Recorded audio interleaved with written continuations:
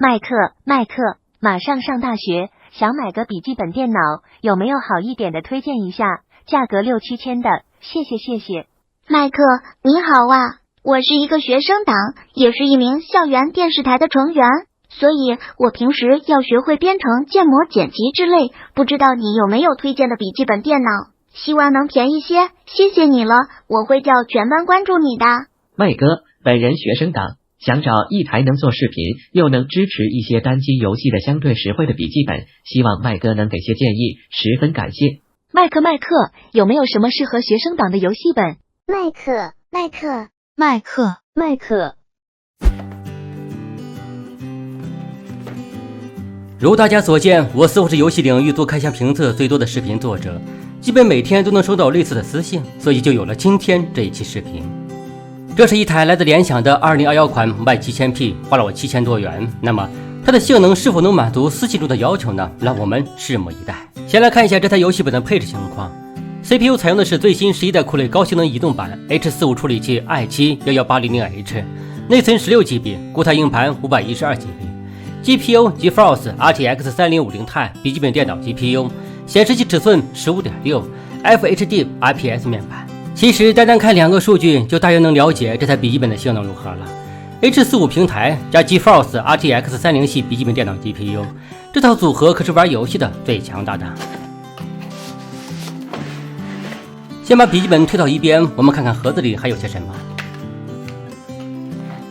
除了一些说明材料，还有一套电源适配器，看起来这就是盒子里面的全部内容了。接下来让我们轻轻地把这台游戏本拿出来。可能有朋友在想，花这么多钱买一台笔记本做视频，成本是否也太高了？不知道大家有否注意到，我已经很久不氪金了，因为我感觉做那些氪金视频虽然流量不错，但总有诱导人消费的意思，所以还不如用这些钱做一些更有意义的事情，比如像这样满足一下粉丝的要求，做一期产品评测视频。这是笔记本的 A 面，是不是看起来很简洁？我这款是幻影黑磨砂材质下，让其看起来反而更像商务本一些，而从这个角度看上去更像是一本线装书，所以至少从形象上很适合我们刚刚高考完毕的准大学生们使用呀。对了，右上角的 logo 里还有个白色小排灯，又增添了一丝活泼的元素。机身左侧一个 3.5 毫米音频接口，另外一个需要特别说明一下，这可不是普通的 Type-C， 而是一个雷电4接口，数据传输带宽高达 40Gbps， 并且还集成 DP1.4 视频传输协议，最高支持 4K 120Hz 的视频输出。机身右侧一个摄像头电子开关键，还有一个 USB 3.2。话说这摄像头开关是真不错，可以有效保护我们的隐私。然后我们再来看一下这台 Y7000P 接口最为丰富的区域，从左到右一个千兆网口，一个雷电4，同样集成 DP1.4， 两个 USB 3.2， 一个 HDMI 2.1， 再加一个 USB 3.2， 剩下的就是电源接口了。顺便说一下，作为一台游戏本，新款 Y7000P 的3类系统也非常强大，前面加两侧共4个出风口，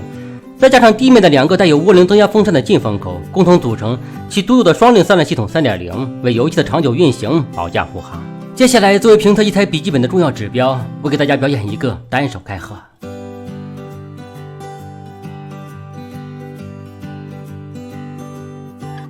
整个开启期间机身纹丝未动，表明转轴部分的调教非常出色，同时也证明了这台游戏本拥有一个非常精细的做工。我们看一下壁面，这是一块 15.6 英寸的微边全面屏，支持165赫兹高刷新率，100% sRGB 高色域，3毫秒高速响应时间，并且支持 DC 调光，有效的消除屏闪。C 面键盘部分搭配标准尺寸的笔记本键盘，全键无冲。最为明显的是它的大尺寸下沉式方向键。触摸板部分采用的是一体式设计，支持手势操作。同时 1.5 毫米的键程，再加上2段式回弹结构，让这块键盘的触感非常舒适，有点类似于红轴机械键盘的感觉，但行程又没有那么长。那么整体外观部分就介绍到这里了。接下来我需要开机设置一下系统，然后安装一些常用测试软件和游戏，时间上稍微有些长，大家稍等片刻。一整天过去了。嗨，伙伴们，我回来了。顺便再啰嗦一下，经过1天的试用，这键盘的手感是真的不错，不论是打字还是玩游戏都非常舒适，整体做工也很精细，值得表扬。进入系统首先注意到的就是这个联想电脑管家，在这里我们可以轻松的选择散热模式，比如玩大象游戏时的野兽模式，日常使用中的均衡模式，以及深夜创作中用到的安静模式。这些模式选择对于普通用户来说还是非常方便的。此外，我们还可以在这里选择显卡模式、自动混合模式或者独显模式。由于今天要测试它的游戏性能，所以我们选择独显。顺便说一下， Y7000P 也支持 NVIDIA 的 ADV Optimize 技术，不必重启就可以动态切换显卡输出。同时从这里还可以进入一个游戏中心，在游戏中心我们可以下载到各类常见的热门手游，并且通过联想自己的安卓模拟器运行。稍后的游戏测试环节给大家展示一下。对了，我还抽空用 3D Mark 跑了一下分，测试过程中这台 Y7000P 的表现也还算不错，最终得分6464分，同时给出的 2K 画质下的战地5预估帧率在60 FPS 以上，1080P 画质下的预估帧率在80 FPS 以上。以上是和一台 RTX 3070游戏本的数据对比，大家可以参考一下。在上面的 3D Mark 跑分中，既然提到了战地5，所以游戏测试环节当然不能放过它。当前的测试环境为 1080P 全高画质，未开启光追，全程非常流畅，没有丝毫卡顿。最终测试数据平均帧率105。随后我开启了光追，当然也打开游戏利器 NVIDIA DLSS。话说这项技术真是个好东西，它可以在尽量保持游戏整体画质的前提下，大幅的提升游戏帧率。之前麦克做过关于 NVIDIA DLSS 详细测评，有兴趣的朋友可以找来看一下。有些人经常混淆了它和抗锯齿的区别，其实它们并不是一个东西。NVIDIA 的官网是这样描述这项技术的，它是一项开创性 AR 渲染技术，利用 GeForce RTX GPU 上的专用 AR 处理单元 Tizen Core， 将视觉保真度提升至全新高度，同时利用深度学习神经网络的强大功能提高帧率，为游戏生成精美清晰的图像。通俗的讲，它在提升游戏帧率的同时也没有牺牲游戏画质，而是使两者得到了一个良好的平衡，因此这也是麦克家里这么多台电脑一直使用 NVIDIA 显卡的原因之一。最终在开启光追的条件下，平均帧率为81，成绩还算可以。这里是2次测试结果的数据对比。作为一台7000多元的游戏本，能在战地5中达到这个效果，真的是挺令人惊喜的。随后我又测试了非常热门的使命召唤战区，在未开启 DLSS 的条件下，游戏整体帧数在80到130之间上下浮动，特别是在近身遭遇战中，帧数的跳动尤为明显。对于玩这个游戏习惯了144的我，还突然有些不太适应。不过在开启 NVIDIA DLSS 之后，帧数的前后变化完全是两种体验，上升到了140到160之间，提升效果非常明显。在之前的 GeForce RTX 307显卡的评测视频中，我们曾经讲过，相对于前代产品 RTX 307显卡变化最大的就是采用的第2代 RTX 架构，以及所搭载的全新的 RT Core Tizen Core 及流式多处理器，让其 AR 性能以及游戏光追效果高出207一大截，同时也让 DLSS 技术有了更好的发挥余地。在充分保证游戏画质的前提下，极大的提升了游戏帧数，也让玩家有了一个更舒适的游戏体验。说到 NVIDIA DLSS， 最近刚有一大批游戏新增支持这个技术，其中就包括了这个我从来没有玩过的彩虹6号围攻。通过 NVIDIA 官方发布的这段视频，我们可以看到，开启 NVIDIA DLSS 之后，能够在 4K 分辨率下将这款游戏的性能最高提升 50%， 同时在 NVIDIA DLSS 技术的加持下，无论玩家使用哪款 GeForce RTX GPU， 均可在 4K 分辨率下以100加 FPS 畅玩游戏。打开彩虹6号的图像设置页面，可以看到新增加了一个 NVIDIA Reflex 选项。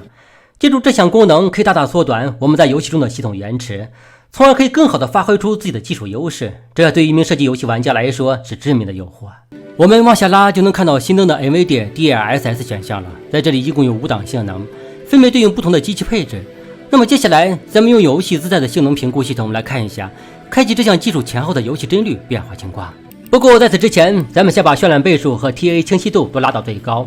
这样可以最大化的压榨这台游戏本的极限性能。现在大家看到的就是彩虹6号自带的性能评估系统的画面了。左侧是未开启 NVIDIA DLSS 技术的帧率情况，右侧的画面是开启了该技术。我们可以很明显的看到，开启这项功能以后，整体的游戏帧数都有了显著提升。不过话说回来，哪怕不开启这项技术，这整体的帧数也已经有一个非常好的水平了。所以现在暑假期间买一台笔记本用来努力工作的准大学生们，这台联想2021款 Y7000P 确实是一个非常不错的选择。同时一台能够运行大型游戏的笔记本，用来做视频剪辑、做工程设计更是毫无问题。最终结果出炉，未开启 NVIDIA DLSS 技术，平均 FPS 174，开启之后平均 FPS 255，直接高出了81帧，差距非常明显。所以这 NVIDIA DLSS 真的是个超牛技术。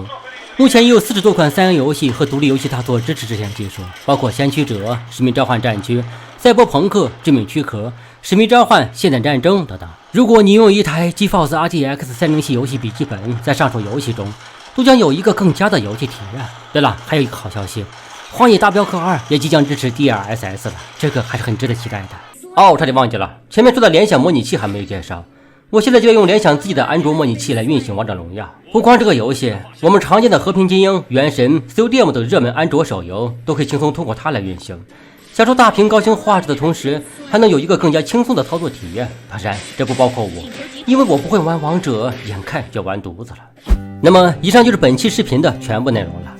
这期视频的成本不可谓不高，但如果能给我们的准大学生们提供一些参考数据，还是很有意义的。所以，如果你正在纠结如何选择一台性价比更好的游戏本用来游戏或者工作，这台新款联想拯救者Y7000P 也许可以考虑一下。